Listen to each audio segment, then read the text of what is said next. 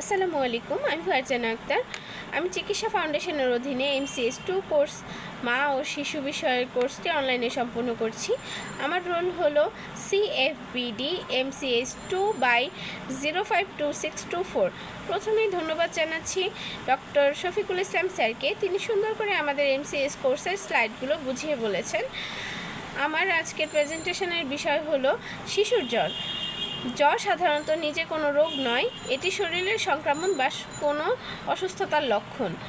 শিশুর জ্বরের কারণগুলো হলো ভাইরাল জ্বর, ভাইরাল সংক্রমণ সাধারণত 3 থেকে 5 দিন স্থায়ী হয়, আবার নিজে নিজেই সেরে যায়। লক্ষণগুলো হলো সর্দি, কাশি, গলা ব্যথা, পাতলা পায়খানা ইত্যাদি।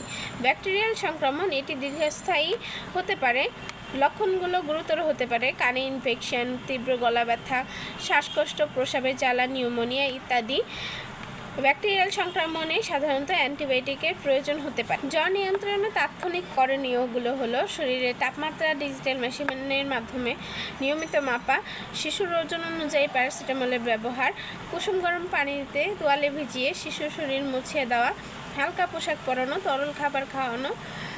শিশুর জ্বর 3 মাসের কম বয়সী শিশুদের জ্বর যদি 3 দিনের বেশি থাকে এবং 102-এর উপরে থাকে, তা সাথে খিঁচুনি, শ্বাসকষ্ট, তীব্র দুর্বলতা থাকলে দ্রুত চিকিৎসকের পরামর্শ নিন।